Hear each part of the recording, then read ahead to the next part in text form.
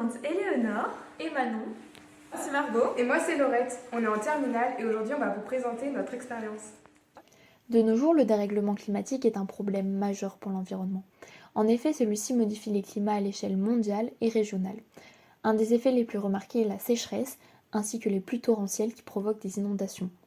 À l'échelle environnementale, de nombreux facteurs sont modifiés, tels que la température et la pluviométrie, ce qui affecte la croissance des plantes. Le développement de la plante est ainsi perturbé, ce qui provoque des réponses adaptatives de son organisme. Nous nous demandons donc de quelle manière se développe une plante selon les quantités d'eau apportées. Pour l'expérience, nous avons acheté 4 plants identiques de fougères vivant naturellement dans des milieux frais et humides comme dans les forêts.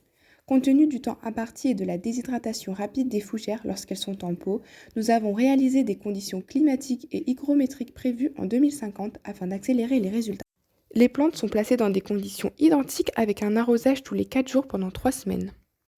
Elles sont dans un espace d'environ 21,2 degrés Celsius avec une humidité de 32,6% et une luminosité naturelle et artificielle de 14 heures par jour. Pour la réalisation de cette expérience, nous avons utilisé Mesurim 2, Excel, un thermomètre et une sonde hygrométrique. Pour montrer le développement des plantes en fonction de l'eau, nous avons utilisé une quantité d'eau variable pour chaque plant. La plante témoin P2 a une quantité d'eau suffisante pour se développer, 40 ml. Les plants P1 et P3 sont en sous-hydratation et soumis à un stress hydrique. Le plant P4 est quant à lui en hyperhydratation avec un arrosage de 100 ml.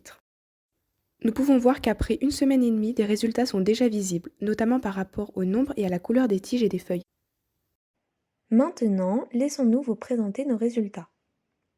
Pour chaque plante, nous avons calculé et observé plusieurs critères.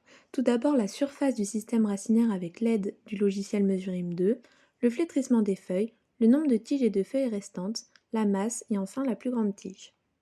Voici les résultats de P1. Pour rappel, P1 a été arrosé avec 20 ml d'eau, la surface de son système racinaire fait 44 cm² et sa masse est de 13 g. Voici les résultats de P2. Elle a été arrosée avec 40 ml d'eau. La surface de son système racinaire fait 50 cm². Et enfin sa masse est de 20 g. Maintenant passons au résultat de P3. Cette plante n'a pas été arrosée.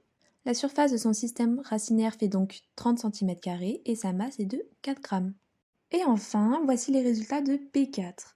Elle a été arrosée avec 100 ml d'eau. La surface de son système racinaire est de 26 cm² et sa masse est donc de 8 g. Nous avons comparé les plantes P1, P3, P4 avec la plante témoin P2 et on remarque alors que les feuilles de P1 sont un peu plus flétries que celles de P2 et que celles de P3 et P4 le sont encore plus. Ainsi, nous avons créé un graphique présentant la surface du système racinaire en cm² en fonction de la quantité d'eau donnée en millilitres. On remarque alors que le système racinaire de P2 a une surface plus importante que P1, puis P3 et enfin P4. Nous avons également créé un graphique présentant la masse en grammes en fonction de la quantité d'eau donnée en millilitres de chaque plante. On remarque alors que P2 a une masse plus importante que P1, puis P4 et enfin P3. Les fougères de Boston peuvent survivre et se développer avec une quantité d'eau idéale de 40 ml, mais également sur une courte durée de temps, approximativement 3 semaines, avec une quantité d'eau idéale réduite de moitié, à peu près 20 ml, comme pour la plante P1. Cependant, en cas de sécheresse importante ou d'un fort épisode de pluie diluvienne, les fougères de Boston peuvent difficilement survivre et se développer. Quand la plante est en manque d'eau, elle peut faner, se dessécher et mourir.